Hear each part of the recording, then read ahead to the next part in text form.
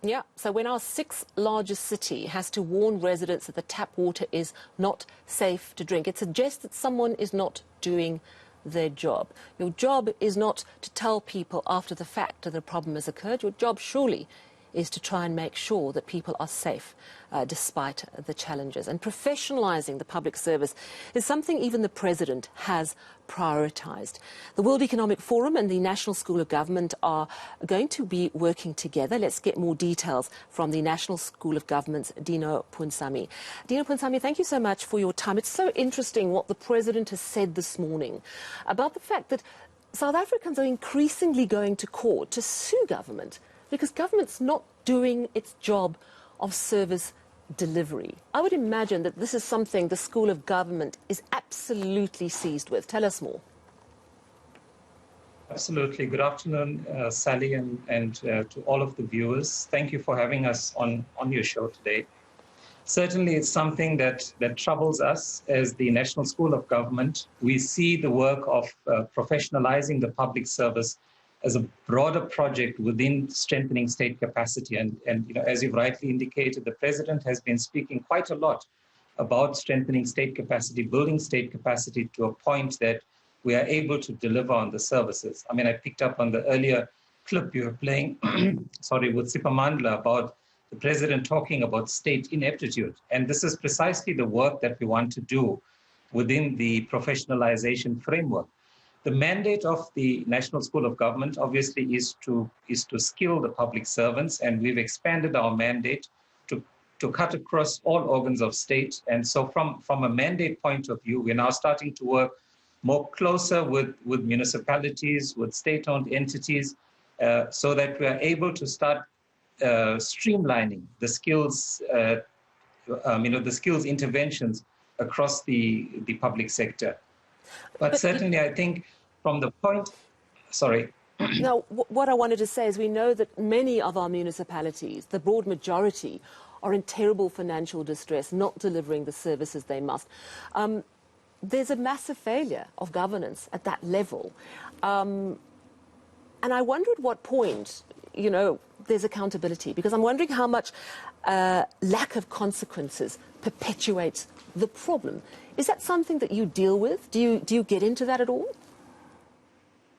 Absolutely. In fact, one of the fundamentals that the professionalization framework, which is now being prepared, the final version to cabinet, we've launched the framework sometime in December of 2020, I think it was, and we used the entire time last year to undertake public consultations. So we met with professional bodies, universities, subject experts, and the task team that we established to actually undertake a peer review brings about experts from across all sectors. So we've had the engineering sector, the built environment, the legal fraternity. They've all been part of this process.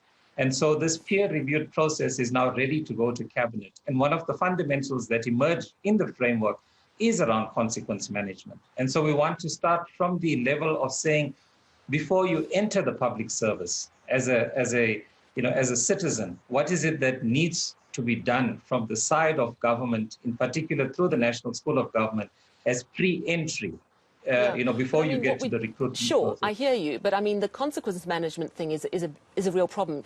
Yes, we've got to get the right people when we recruit, but we're also dealing with a lot of people who are in frank denial about how they are failing the people of this country. And I'll tell you why I got so angry in that interview around Nelson Mandela Bay, is because earlier in the week, my colleague in the area, Nceba Langaniso, sent us a story where finally the municipality there, the Metro, acknowledged that the water was actually making people sick. But this was over a week after eNCA had brought it to light by interviewing people who said, we're getting sick, we're getting really sick.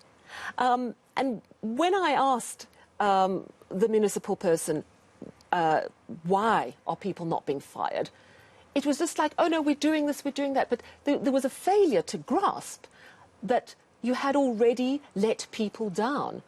There was no proactive understanding of the possible consequences of what a long-term drought can do to your water supply. And I think it's that that is so frustrating, not only for me, but for people living in that city. There are millions, over 4 million people living there. How does it get to this point? What should be happening in Nelson Mandela Bay? I mean, do heads need to roll, in your view? Well, in my view, I think the issue, as you've spoken about, consequence management is so important for us, because for a long time we tend not to deal with the matters at hand, and I think it's important for us. And again, I'm saying this. Pardon me if you'll think I'm keep repeating the professionalization framework, because this is a document we hope that's going to cut across all organs of state. And we want to emphasize this as part of the pillars of the professionalization. How quickly is it going to start cutting across, do you think? How quickly? Because we need it fast, don't we? No, absolutely. And I think from our side, the work that we are doing on the framework, we hope that in the next 2 months, we would be submitting something to Cabinet that revises and then looks at the implementation. Coincidentally, Sally, this year marks 25 years of the Batupili principles.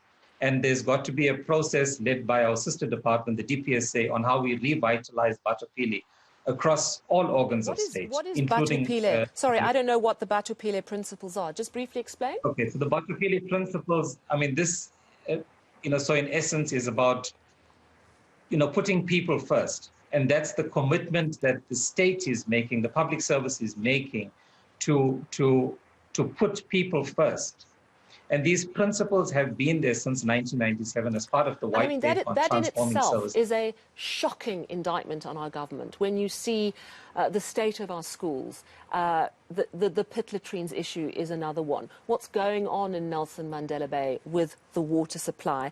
I'm just wondering about this collaboration. I think it was announced today with the World Economic Forum and your School of Government.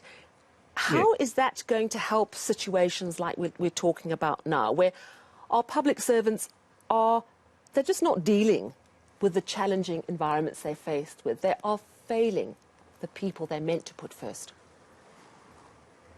Absolutely. I think for us, from the point of the World Economic Forum, what it does for the public sector and certainly for public servants, those are in the policy space, it allows you an opportunity to really undertake evidence-based policy making, evidence-based decision making, because you now have access to a global portal that is going to share information with you on whatever aspect you want to cover, be it from gender empowerment to the macroeconomy. It's going to help us from that perspective. And we hope that through this partnership, it's going to strengthen those that are in the policy environment of government, that we have much more stronger policies, not just in the sense of having strength, but in as far as its implementation capabilities. And I must say, Sally, all of this saddens us, certainly as the National School of Government, because the big task at hand really is to strengthen state capacity. And it's a mammoth project that we together, led by the Minister of Public Service and Administration, we are now undertaking, working together with all of the other departments.